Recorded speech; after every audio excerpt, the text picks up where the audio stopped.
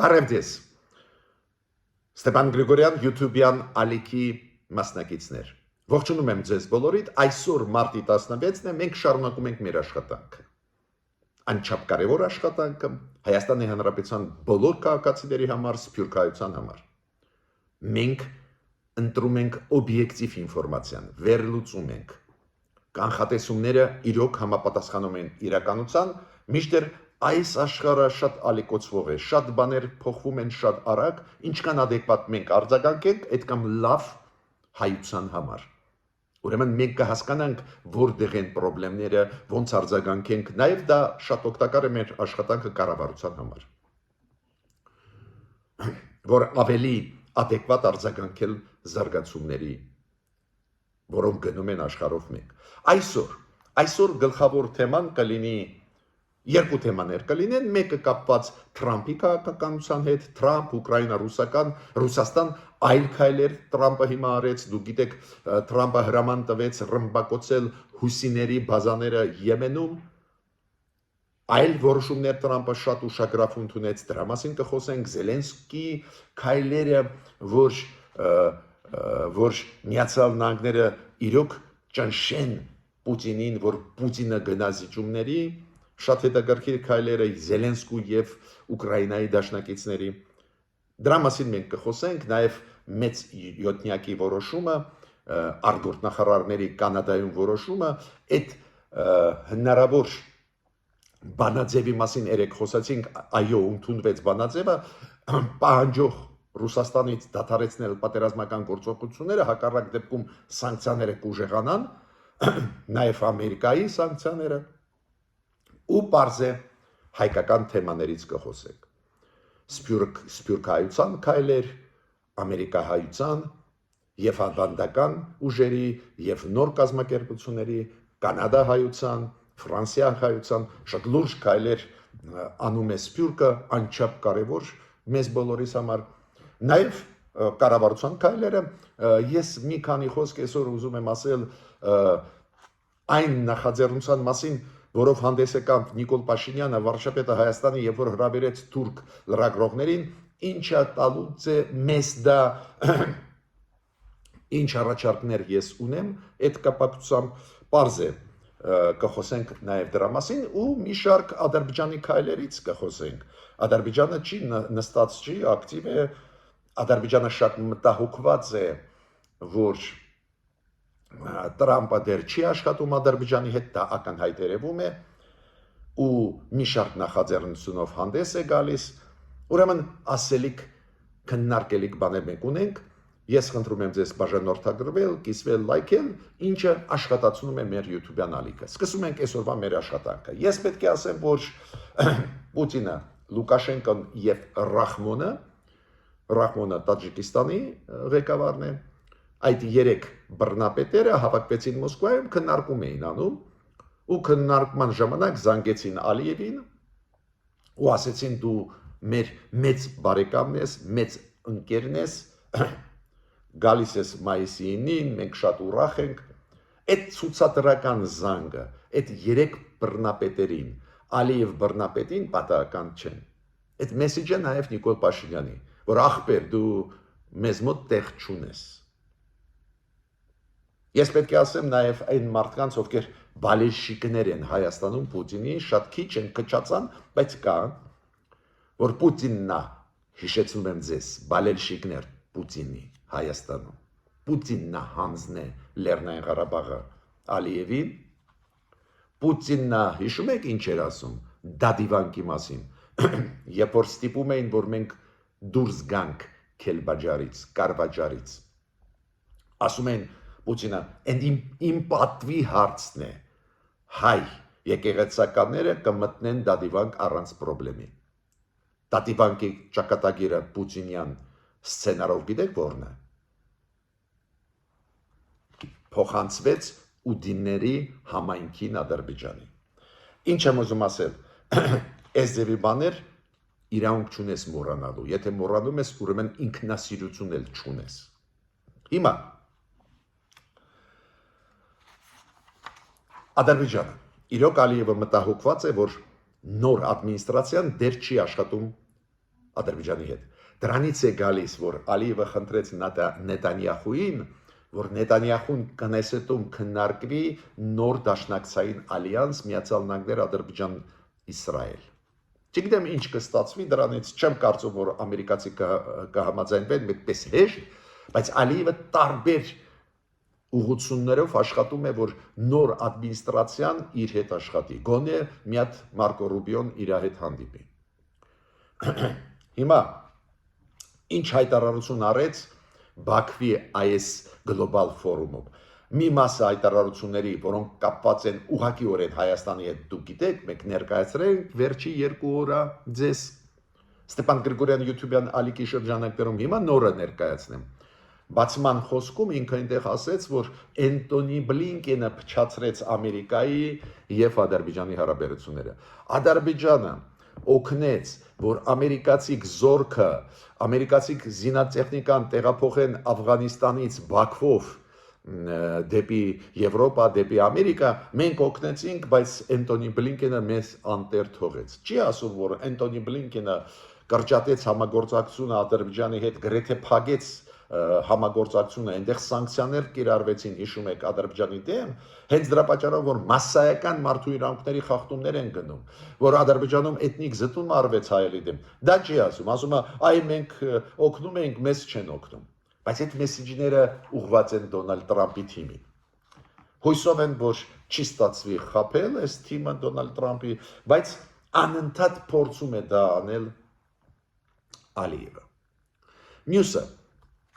Հիմա անցնում ենք Դոնալդ Տրամփի նոր քայլերի արված։ Նոր ես ասացի, որ Դոնալդ Տրամփը հրաման տվեց հուսիներին ռմբակոծել, լուրջ process է հիմա գնում, այնտեղ զոհեր կան։ Ինչու Դոնալդ Տրամփը ասում է հուսիները իրանց այդ տերորիստական խմբերը, այդպես է ինքը իրանց անվանում, միջդեռ հուսիները, ինչքան հասկանում եմ, մասամբ իշխանություն են Եմենում ու վերահսկում են Եմենի մի մասը հստակ, նաև այդում մայրաքաղաքը Սանան։ Հիմա ինքը ասում այդ տերորիստական խմբերը չեն տալիս ազատ, որ մեր նավերը, բեռնատան նավերը, ռազմական նավերը հանգիստ անցնեն Կարմիր ծովը։ Մենք դա չենք հանդուրժի ու ինքը հրաման տվեց իրանց ռմբակոծել։ Լուրջ քայլ է, էլ ավելի լարվածությունը կմեծացնի, բայց Դոնալդ Տրամփը տվեց այդ հրամանը։ Դոնալդ Տրամփը միաժամանակ հրաման տվեց կապված գիտեք, այդ գիծը կրճատել ֆեդերալ ինստիտուտների, ֆեդերալ կառավարության բյուջեն, այդ գիծը ինքը հստակ տանում է ու դրա տակ այդ կրճատման տակ ընկան մի շարք գործակալություններ Միացյալ Նահանգների կառավարության գործակալություններից։ Օրինակ գործակալություն, որը զբաղված է ԶԼՄ-ներով Միացյալ Նահանգների, որը նաև այդ թվում ֆինանսավորում է Ազատության ռադիոն, Գոլս Ամերիկա, լուրջ կրճատման տակ ընկան։ Դուք հիշում եք եւ Իլոն Մասկը եւ Մարկո Ռուբիոն ասում էին դա կապված է նրա հետ, որ այս Ազատության ռադիոն, Գոլս Ամերիկան իրանք տարածում են ծայրահեղ ձախ գաղափարախոսություն, նաև ռուսական նարատիվներ տարածում են, դա է պատճառը, որ մենք իրանց հնարավորությունները կրճատում ենք։ Հիմա պարզ է Տրամփի թիմը նաև տեսնում է արձագանքը։ Օրինակ ֆեդերալ ինստիտուտների կրճատումը բերում է նրան, որ լիքը դատական գործեր են հարուցվում Տրամփի ադմինիստրացիայի դեմ, բացի դրանից իրոք սխալներ է արվում ու փոխնախագահ Միացյալ Նահանգների պարոն Վենսը քննադատեց Իլոն Մասկին։ Քանի որ Իլոն Մասկին Տրամփը տվեց մեծ լիազորություններ, վերահսկել, ուսումնասիրել էֆեկտիվությունը ու ինքը աչ ու ձախ թուրով բոլորին փակում է, կրճատում է ու պարզ է արանքում, եթե դու արագ ես անում այդ բարդ ցավոտ process-ը կրճատում, արանքում տուժում են զգալի մասը հենց պրոֆեսիոնալ գրագետ մարդիկ, որոնք քաղաքականության հետ ոչ մի բան կապ չունեն, բայց ֆեդերալ ինստիտուտներում էֆեկտիվ աշխատող մարդիկ։ Ու հիմա Վենսը ասեց, որ շատ են սխալներ արվել, պետք է ուղղենք այդ սխալները։ То есть Տրամփն էլ հասկանում է, որ ներսում էլ դժգոհությունը իր քաղաքականությունից մեծանում է ու ուզում է փապկացնել դա։ Իդեպ ասեմ ձեզ, Տրամփի քաղաքականությանը սկսեցին պատասխանել տարբեր, նաև այդում դաշնակիցներ Միացյալ Նահանգների։ Մեծ Բրիտանիան հիմա Եվրոմիության հետ եւ Չինաստանի հետ տանում է բանակցություններ, Մեծ Բրիտանիան, Չինաստանի հետ եւ Եվրոմիության, որ կլիմայի հետ կապված քայլերը փրկել իրավիճակը, որ շարունակեն երեքով դաշին կնքեն, քանի որ Ամերիկան դուրս եկավ այդ կլիմայի կոնվենցիաներից։ Տրամփը դուրս եկավ։ Նույնքը ընտրված նախագահը համարում է դա պետք չի ու հիմա շրջանցելով Միացյալ Նահանգները իր ամենամտերիմ դաշնակիցներից մեկը Մեծ Բրիտանիան Չինաստանի Եվրոմիության հետ քայլեր է անում։ Ես պետք է ասեմ, որ Եվրոմիությունը, քանի որ Տրամփը մցրեց Եվրոմիության դեմ մաքսատուրքերը, ավելի ճիշտ մեծացրեց մաքսատուրքերը եվրոպական ապրանքների վրա, նաև այդ թվում մետաղի ապրանքների վրա։ Եվրոմիությունը հիմա իր քայլը արեց, ինքն էլ մցրեց, պատասխանեց բարձրացվող մաքսատուրքերի ամերիկյան ապրանքների, որոնք Եվրոպա մտնում են։ Ուրեմն այս դիմադրությունը Ամերիկայի քաղաքականության դեմ գնում է նաև այդ թվում Ամերիկայի դաշնակիցների կողմից։ Ուրեմն Եվրոմիությունը այո, հայտարարեց, որ ցավում են, որ ստիպված են այս դեպի պատասխանել, ապրանքների գինը կմեծանա եւ Ամերիկայում եւ Եվրոմիությունում։ Ասեցին, որ մենք պատրաստ ենք վերանայել մեր որոշումը, բայց Ամերիկան պետք է հետ կանգնի իր քայլերից։ Ուրեմն հեշտ չի աշխարհում։ Ամերիկան հզոր երկիր է, Տրամփը աչուդախ թուրով հարվածում է, բայց տեսակ պատասխաններ ստանում են նույնիսկ իր դաշնակիցների կողմից։ Մարկ Կարնի, ով է Մարկ Կարնին։ Մարկ Կարնի նոր վարչապետն է Կանադայի։ Դուք գիտեք, որ Ջաստին Տրյուդոն վաղուց է հրաժարական տվեց դեմոկրատական կուսակցության, կներեք, լիբերալ կուսակցության այդ նախագահից, ավտոմատ իրանց սահմանադրության համաձայն նոր ընտրված նախագահան դառնում է վարչապետ Կանադայի ու Մարկ Կարնին դարձավ վարչապետ Կանադայի։ Շատ կարևոր է իմանալ իր դիրքորոշումը շատ հստակ է։ Սուվերենությունը Կանադայի պետք է ուժեղացնել։ Ինքը ասեց, ոչ մի տեսքով մենք չենք կարող լինել Միացյալ Նահանգների մաս։ Դե դուք հիշում եք, չէ՞, Տրամփը անդադ ասում է, Կանադան պետք է դառնա 51-րդ նահանգը Ամերիկայի։ Ինքը ասում է, ես պահանջում եմ Տրամփից, որ ավելի հարգանքով մոտենա Կանադայի նկատմամբ, հարգանքով։ Ինքը ասում է, որ ես լուրջ եմ ընկալում այդ սպառնալիքը Տրամփի։ Ու շատ կարևոր է այստեղ, որ սկզբունքային պահում է նոր ընտրված Կանադայի վարչապետը։ Այո, միանշանակ Կանադան ուզում է շարունակել ռազմավարական համագործակցությունը Ամերիկայի հետ, նոր ընտրված վարչապետը դա ասում է, բայց մյուս կողմից իրանց սուվերենությունը անսասան պետք է լինի, իրանք ասում են։ Իմիջիայլոց Նիկոլ Փաշինյանը շնորհակալություն հայտնեց գնացող վարչապետից Ջաստին Տրուդոից։ Իրոք Ջաստին Տրուդոն մեծ բարեկամ էր հայ ժողովրդի։ Իրոք շատ ու շատ մեծ լուրջ աջակցություն տվեց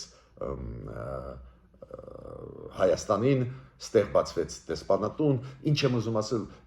Ջաստին Տրուդոն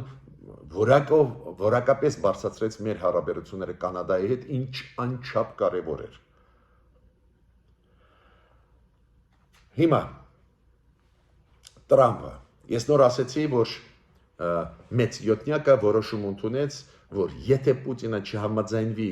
զինադադար հաստատել, մեծ յոթնյակի պետությունները սանկցիա կկիրառեն Պուտինի դեմ, էլ ավելի կուժեղացնեն։ Այդ որոշումը ուղղակի երեկվա որոշումն է, անչափ կարևոր, մեծ յոթնյակի արտգործնախարարները Կանադայում հանդիպեցին, ու այդ որոշումը բանաձևում կա, ֆիքսված։ Հիմա ինչն է կարևոր։ Այսօրվա օրը անչափ կարևոր է բոլորիս համար, նո պարզ է առաջի հերթին Ուկրաինայի համար, բայց ոչ միայն Ուկրաինայի համար, նաև մեզ համար հետևանքները լուրջ կլինեն բոլորի համար։ Ինչ որոշում կընդունի Տրամփը, ինքը իր թիմը այսօր հավաքում է, ու իրանք պետք է ամփոփեն այն բանակցությունները, որոնք վարում էին Մարկո Ռուբիոն, Մայք Ուոլցը, Թրամփի գլխավոր խորհրդական անվտանգային հարցերով եւ արտաքին հարաբերություններին, Ստիվ Ուիտկոֆը, ինչ բանակցություններ իրանք վարում էին Ռուսաստանի հետ, հետո Ուկրաինայի հետ, հետո Ստիվ Ուիտկոֆը գնաց Մոսկվա, Մոսկվայում հանդիպեց Պուտինի հետ, չէ, երեք։ Ինչ եմ ուզում ասել, իրենք հիմա պետք է ամփոփեն, քննարկեն ու որոշում ընդունեն ինչ են անում մոտ ժամանակներս, ոնց են պատասխանում Ռուսաստանի ասածին։ Պարզ է Պուտինը նսեմացրեց ու ամերիկացիներին 8 ժամ Ստիվ Ուիտկոֆը սպասում էր ընդունարանում, մինչև Պուտինը իրան ընդունեց, Պուտինը իր ընկերների հետ, բռնապետերի հետ, Լուկաշենկո, Ռախմոն նստած խոսում էր, սա դրսում սպասում էր, շատ լուրջ մեսեջներ են, ու հիմա շատ բան կախված է, ինչ որոշում կընդունի Տրամփը այդ ամփոփ զրույցներից։ Հիմա Մակրոնը ինչ է ասում։ Ինքը ասում է Էմանուել Մակրոնը, իրանք խոսացին Զելենսկու հետ, հեռախոսազրույց ունեցան, Մակրոնը ասում է Ռուսաստանը չէ որ պետք է որոշում ընդունի, զորքերը կարող են Ռուսաստան մտնել խաղաղապահ զորքերը Ֆրանսիայի այլ երկրների թե ոչ։ Դա Ուկրաինայի իրավունքն է։ Պուտինը ինչ է ասում։ Պուտինը ասում է, գիտեք ինչ է, ես էլ խաղաղության համաձայն եմ, բայց ու այդ բայցը շարում է, որ Ուկրաինան պետք է զինաթափվի, Ուկրաինան պետք է հրաժարվի մտնել ՆԱՏՕ, անդամակցել ՆԱՏՕ, Ուկրաինան պետք է հրաժարվի 4 շրջաններից նվիրի Ռուսաստանին։ Հիմա դրա պատասխանը տալիս է Էմանուել Մակրոնը։ Նաև ասում է Ռուսաստանը պահանջում է, որ Ուկրաինան մենք չմտնենք, չպաշտպանենք այն մասը Ուկրաինայի, որը գրաված չի Ռուսաստանի կողմից։ Այդ Ռուսաստանի անելիքը չի, որոշելիքը չի։ Դա պետք է որոշվի Ուկրաինայի կողմից, Ուկրաինայի կառավարության կողմից։ Ես պետք է ասեմ, որ Զելենսկին ակտիվ գործում է, ապրի, Զելենսկին անոնս արեց, որ Մակրոնի հետ զրույցից հետո նախագահ Էրդողանի հետ կզրույցի ինքը։ Ու ամենակարևոր միտքը, որը ասեց Զելենսկին, որի մասին մենք հաճախ ձեզ հետ խոսում ենք։ Ինչ է ասում Զելենսկին։ Ինքը ասում այդ նո, որ ասում է Ռուսաստանը, այդ նոյին չպետք է լսեք։ Ինքը ասում է, հա, Ռուսաստանի նախագահ Պուտինն էլ ասում է ուզում է խաղաղություն, բայց հետո Զելենսկին ասում է, Պուտինը ասում է բայց, ու բայցից հետո շարում է իր նախապայմանները։ Այդ ինքը ասում է Միացյալ Նահանգները Տրամփը չպետք է լսե։ Ու հիմա անցկացնենք զուգահեռներ Հայաստանի հետ։ Ալիևը, Բայրամովը ինչ ասեցին։ Պատրաստվեց խաղաղության պայմանագիրը։ Ավարտեցին բանակցություններ։ Տեքստը պատրաստ է։ Մենք ասում ենք շատ լավ ստորագրենք Ալիև։ Ալիևը ու Բայրամովը ասում են, այո, լավ է, որ տեքստը պատրաստ է, լավ է, որ համաձայնեցրեցին 17 կետերն, բայց ու շարում են նոր նախապայմաններ։ Սահմանադրությունը փոխեք, Յակայի Մինսկի խմբից դուրս եկեք, ու այդպես անվերջ կլինի։ Ուրեմն մեր կառավարությանը ուզում եմ ասել, միշտ եղել եմ կողմնակից բանակցելու Ադրբեջանի հետ։ Միշտ ու կլինեմ։ Բայց պետք է վերջ տաս իրանց նոր եւ նոր նախապայմանների։ Եթե վերջ չտաս, իրանք նոր նախապայմաններ կբերեն։ Օրինակ, եթե այսօր գտնվեն մարդիկ ու ասեն, դե պարոն Գրիգորյան, դե հեսա տեքստը պատրաստ է, դե թքած ունենք, արա փոխենք այս սահմանադրությունը Ալիևի ուզածով, ինչը ուղղակի անթույլատրելի է, բայց կարող է հայտնվեն, փոխենք ու ստորագրի էլի, կստորագրի խաղաղության պայմանագիրը, ավտոմատ Թուրքիան կբացի սահմանները ու տեղաշարժ կլինի ի օգուտ մեզ։ Բայց պնդում եմ, ու այդ մեսեջս Հայաստանի կառավարության պնդում եմ, այդ կառուցողական ձեր մոտեցումը նույնիսկ պատրաստ լինել էլի զիջումների գնալ, չի գնահատվի, քանի որ Ալիևը բռնապետ է, հասկանում եք, իրենց լոգիկան բռնապետների ուրիշ է։ Ուրեմն ստեղ մենք մտածելու բան ունենք ու սովորելու Զելենսկուց։ Տեսա Զելենսկին ինչ է ասում։ Հա, ասում է Պուտինն էլ ասում է ես պատրաստ եմ, բայց չպետք է խափնվի Դոնալդ Տրամփը։ Պուտինը պատրաստ է բայց ու հետո շարում է նախապայմաններ։ Հիմա Ես պետք է ասեմ, որ միջև անցնեմ կարևորագույն այսօրվա հարցերին, մեր սփյուռքահայության քայլերի, ամերիկահայության, կանադահայության, ֆրանսիահայության կարևորագույն քայլերի եւ նաեւ միջև ես անցնեմ իմ կարծիքը ասեմ այն հանդիպանը, որը կազմակերպեց Նիկոլ Փաշինյանը թուրք լրագրողների հետ, ես պետք է ասեմ, որ շատ շնորհակալ եմ ձեզ, որ դուք ակտիվ եք։ Շատ կարևոր է նաեւ ձեր ակտիվությունը չաթում, այ երբ որ գնում է լայվ մեր հաղորդումը, չաթում դուք շատ ակտիվ եք ու բարբերաբար ես ձեզ առնունները տալիս եմ, երեկվա չաթում շատ ակտիվ էին Հասմիկ, կներեք, Աստղիկ Հարությունյանը, Նորիկ Հակոբյանը, Հաս, Անահիտ Իշխանովնա, Դիմա, Յանա Բարսեղյանը, Կարեն Կարապետյանը, Սերան Ալոյանը, Մարիետա Արաքելյանը, Հայկուի Կուզունջյանը, Ռոման, Կարինե Գրիգորյանը, Մեծ Հայկ, Ջեմա Պետրոսյանը, Օրս Բանի, Արմեն Վարդանյանը, Վարը, Բենա Արուստամյանը, Լաուրա Դանելյանը, բոլորիդ շատ շնորհակալ եմ, դուք ակտիվացնում եք մեր YouTube-յան ալիքը ու այդ ճշմարտությունը, այդ ճիշտ գրագետ վերլուծությունը հասնում է շատ ու շատ հայերին։ Հիմա Գոհար Դարբինյանը ինչ է ասում, շատ կարևոր հարց է բարձրացնում։ Ինքը ասում է, այ դուք ասում եք սովորում է երիտասարդ կառավարություն, սովորում է, դա լավ է, սովորում է, բայց սովորում են ինչ կա չկա կորցնենք, մինչև իրանց սովորում են։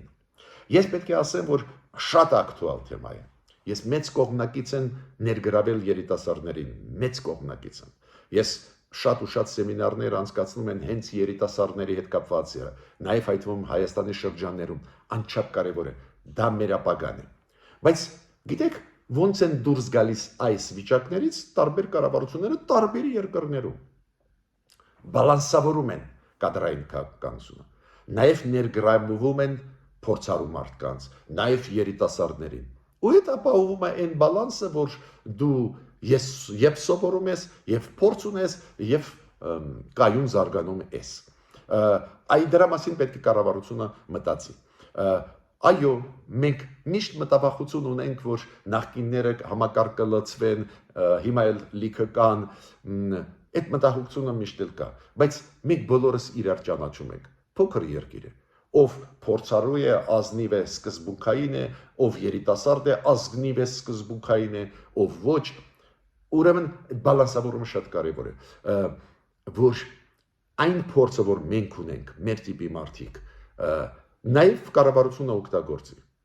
տարբեր մեխանիզմների միջոցով։ Ուրեմն շատ լավ հարցադրում է իմ մեսեջը կառավարության, օգտագործեք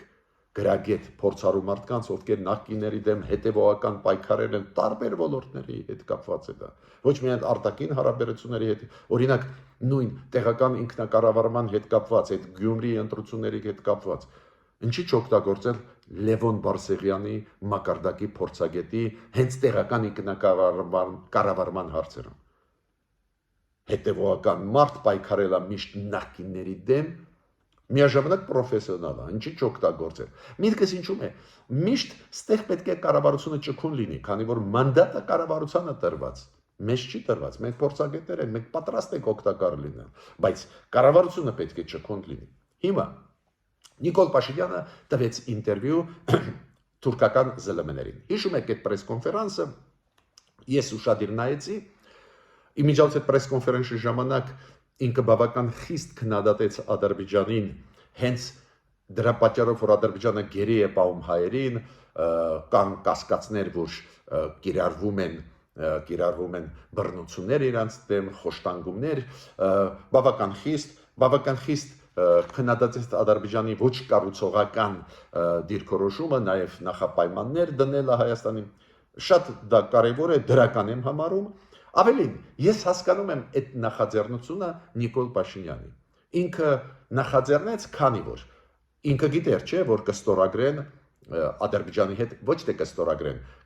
ինքը գիտեր, որ ավարտված են բանակցությունները Ադրբեջանի հետ, խաղաղության պայմանագրի հետ կապված 17 կետերն էլ համաձայնեցված են, ինքը գիտեր։ Դա է պատճառը, որ ինքը հրավիրեց թուրքերին, ինչու, որ մեսիջներ ուղարկի Թուրքիայի հասարակությանը ու կառավարությանը, որ եկեք բացեք սահմանները։ Տեսակ, ստեղ ավարտվեց բանակցային process, այո, Ադրբեջանը ստորագրությունը չի դնում, էլի նախապայմանա դնում, բայց Նիկոլ Փաշինյանը ասում է, դուք ուզում եք, չէ, որ պատրաստի փաստաթուղթ։ Թուրքիա, մենք պատրաստեցինք, հիմա ինքը կանչում է ԶԼՄ-ների ներկայացուցիչներին, որ տարածեն այս Հայաստանի կառուցողական մոտեցումը։ Բայց այնուամենայնիվ պետք է ասեմ, որ իր ելույթի մեջ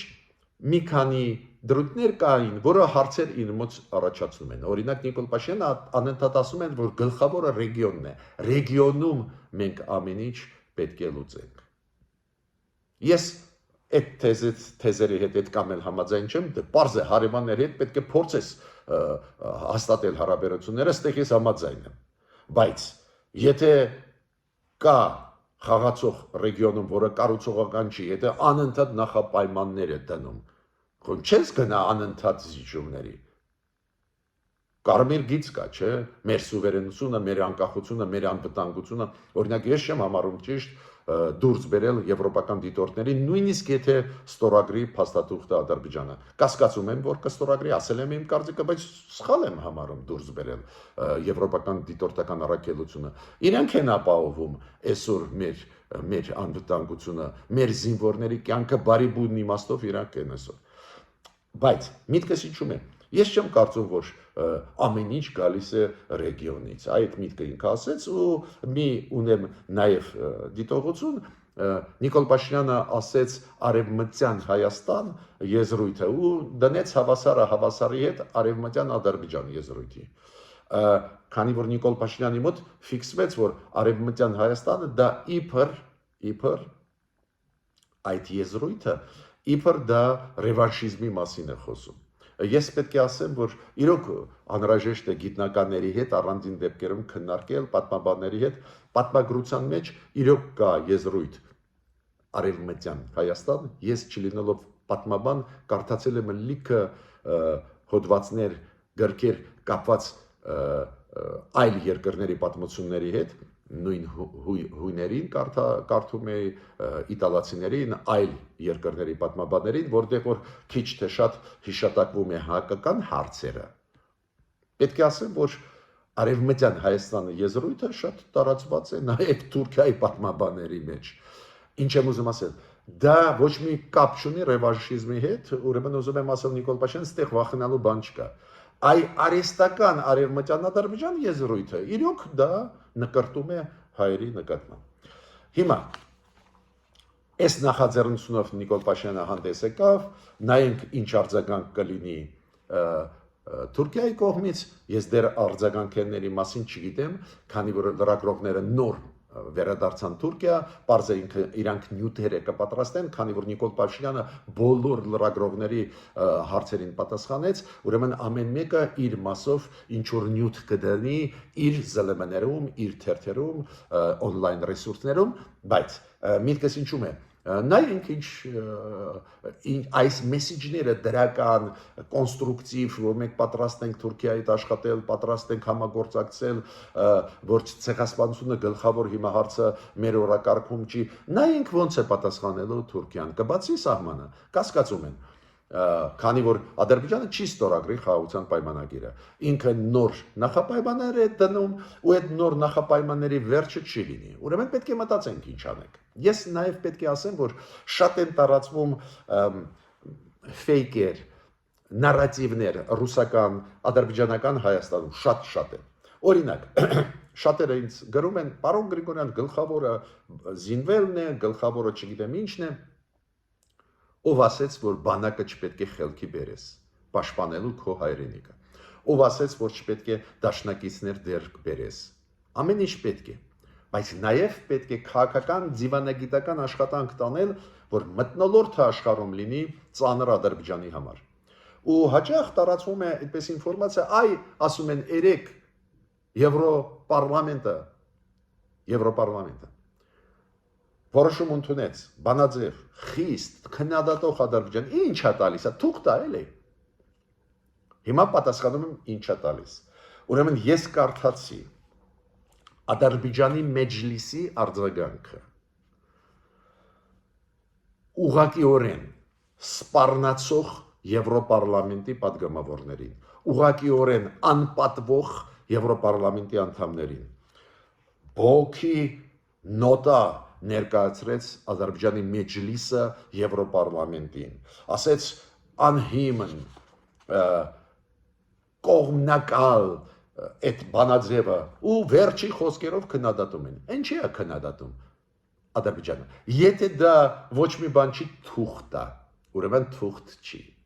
Ուրեմն այդ քաղաքական մեսեջը Եվրոպարլամենտի, որ Ադրբեջանի դատավորները, ովքեր այդ խայտարակ դատավարությունները վարում են, պետք է սանկցիայի տակ ընկնեն։ Եվրոպարլամենտը դիմեց միջազգային քրեական դատարանի գործ հարուցել քրեական Ադրբեջանի ղեկավարության դեմ էթնիկ զտման համար Հայաստանի։ Ուրեմն այդ մենակ լոկ խոսքեր չեն։ Դա մթնոլորտ է ստեղծում Եվրոպայում եւ աշխարհում, որ մենք ենք ճիշտը։ Նեղության մեջ է դնում Ադրբեջանին ու շանս է տալիս, որ Ադրբեջանը ի վերջո կստորագրի այդ ծանր